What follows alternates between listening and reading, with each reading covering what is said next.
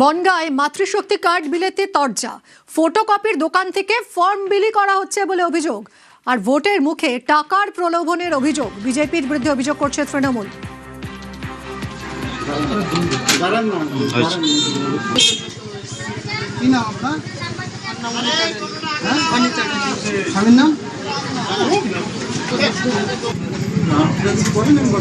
না না না বলুন না কি সুবিধা, এটা কি জেরক্স করছে? আপনি কিসের জন্য জেরক্স করেন যদি বলতে পারেন ভালো, না বলতে পারলে অপরাধ। আপনি নিশ্চয়ই জান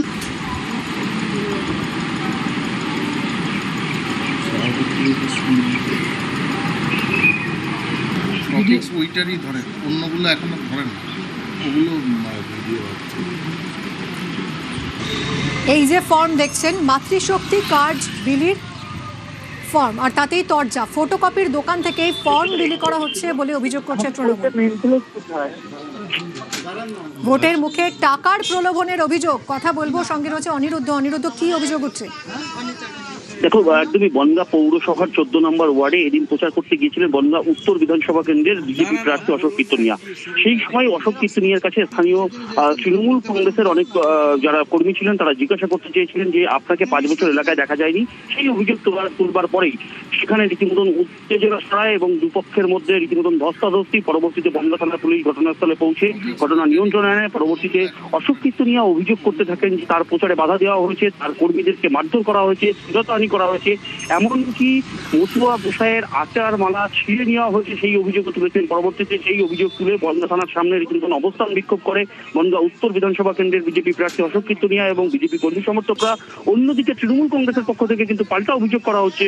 14 নম্বর ওয়ার্ডের কাউন্সিলর তৃণমূল কংগ্রেসের পাপাই রাহা অভিযোগ করেছেন যে দীর্ঘ 5 বছর এই বিধায়ককে এলাকায় দেখা যায়নি। সেই কারণে স্থানীয় মানুষ তার কাছে জানতে চেয়েছিল, 5 বছর দেখা যায়নি, কোনো উন্নয়ন করেনি, কেন এসেছিলেন এই জানতে চাওয়ায় তাদের উপরে মারধর করা হয়েছে। পাল্টা মারধরের অভিযোগ করছে তৃণমূল কংগ্রেসের পক্ষ থেকে। ইতিমধ্যেই অশোক কীর্তনিয়া বনগাঁ থানায় লিখিতভাবে অভিযোগ দায়ের করছেন। অন্যদিকে তৃণমূল কংগ্রেসের পক্ষ থেকে কিন্তু অভিযোগ করা হচ্ছে যে অশোক কীর্তনিয়ার সঙ্গে থাকা বহিরাগতরা তৃণমূল কংগ্রেসের যে সমস্ত কর্মীরা জানতে চেয়েছে। সঙ্গে থাকো অনিরুদ্ধ। বনগাঁয় মাতৃশক্তি কার্ড বিলিতে তরজা, ফটোকপির দোকান থেকে ফর্ম বিলির অভিযোগ। ভোটের মুখে টাকার প্রলোভনের অভিযোগ। বিজেপির বিরুদ্ধে অভিযোগ করছে তৃণমূল। ভিত্তিহীন অভিযোগ বলে ওড়ালো বিজেপি। ফর্ম বিলির অভিযোগে আটক 2। কি ফর্ম দিচ্ছিলেন?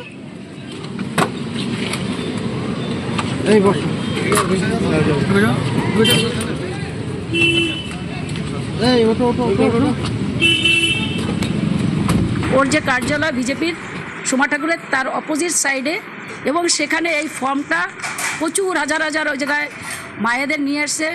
মাতৃশক্তি ভরসা কার্ড এবং প্রতিশ্রুতি 3000 টাকা, মানে তার মানে বিজেপিকে ভোট দাও, এই মিথ্যে প্রতিশ্রুতি মানুষের কাছে দিয়ে ভোট নেওয়ার চেষ্টা করছি। সামনে কোনো দোকানদার সে কি ফর্ম বেচবে, কি জেরক্স করবে, সেটা নেহাতি তার বিষয়। এটা তো আমাদের দল থেকে বা কেউ বলে দেয়নি যে তুমি ওটা ফর্মটাকে জেরক্স করে এগুলো ভিত্তিহীন অভিযোগ। এর পিছনে কোনো যুক্তি আছে বলে মনে হয় না। আর মমতা বালা ঠাকুর বা তৃণমূল যে ধরনের অভিযোগগুলো সবসময় করে থাকে সেটা এখনও করেছে।